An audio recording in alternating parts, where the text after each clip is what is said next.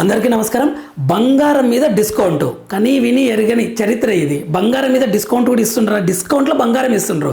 ఎంత డిస్కౌంట్ వస్తుంది అంటే $30 ఔన్స్ బంగారం మీద $30 డిస్కౌంట్ ఇస్తున్నారు. ఔన్స్ అంటే ఎంత? 31.10 గ్రామ్స్ అంటే ఆల్మోస్ట్ 31 గ్రాములు అనుకోండి. 3 తులాల బంగారంకి డిస్కౌంట్ వస్తుంది. ఎంత? $30, $2,700. ఇది ఎక్కడ ఇస్తుండ్రు, ఎందుకు ఇస్తుండ్రు అని మనం జనరల్గా ఎక్కడ ఏం వింటాము? దసరా ఆఫర్లు, దసరా డిస్కౌంట్లు, దివాళీ డిస్కౌంట్లు, జనవరి 1 న్యూ ఇయర్ డిస్కౌంట్లు, ఏసీకి డిస్కౌంట్, కార్కి డిస్కౌంట్ అని మనం వింటుంటాం. కానీ ఇప్పుడు బంగారం మీద డిస్కౌంట్లు మనం వింటున్నాం. అయితే అవి పండుగల ఆఫర్లు, ఏసీ అవన్నీ ఇప్పుడు ఇది వార్ వలన జరుగుతుంది. ఈ డిస్కౌంట్ వార్ వలన ఇస్తున్నారు. అది ఎందుకో ఎవరు ఇస్తున్నారో ఒకసారి చూడండి.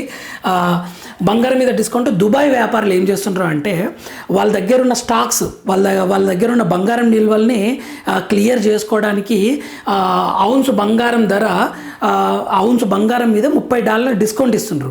ఇది ఎందుకు ఇస్తున్నారు అని అంటే యాక్చువల్ యుద్ధం జరుగుతుంది కదా, ఇజ్రాయిల్, యుఎస్ అండ్ ఇరాన్ యుద్ధం జరుగుతుంది కదా.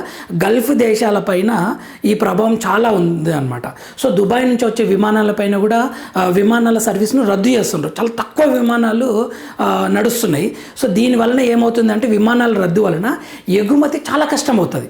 చాలా విమానాలు ఉన్నాయనుకోండి, అప్పుడు ఎగుమతి ఈజీ. ఒక విమానం కాకపోతే ఇంకొక విమానం, దాంట్లో మనం వేరే దేశాలకు పంపించవచ్చు.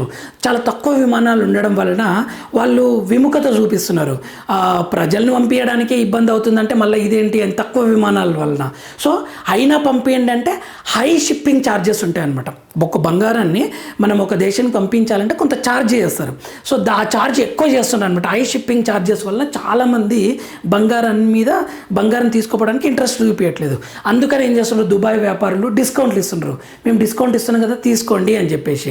అయితే ఈ దుబాయ్ వ్యాపారులు అంతర్జాతీయ వ్యాపారం కంటే కూడా తక్కువకు అమ్ముతున్నారు అనమాట. ఎందుకు అంటే వాళ్ళ దగ్గర ఇన్వెస్ట్మెంట్ పెట్టి తెస్తారు. వాళ్ళు దీర్ఘకాలంగా ఎక్కువ రోజులు బంగారం నిల్వ ఉంటే వాళ్ళు నష్టపోతారు కదా. ఎప్పటికప్పుడు క్లియర్ చేయాలి కదా. కొంచెం తక్కువ ప్రాఫిట్ వచ్చినా సరే అనుకొని ఆ బంగారం మీద డిస్కౌంట్లు ఇవ్వడం జరుగుతుంది. ఈ బంగారాన్ని ఎలా పంపిస్తారంటే ప్రయాణికుల విమానంలోనే గోల్డ్ని తరలిస్తారు జనరల్గా. అండ్ సరఫరా ఖర్చు, ఈ షిప్పింగ్ ఛార్జెస్ ఉంటాయి కదా, 60 నుంచి 70% పెరిగాయి. అందుకే ఈ డిస్కౌంట్లు అనేవి లభిస్తుంది.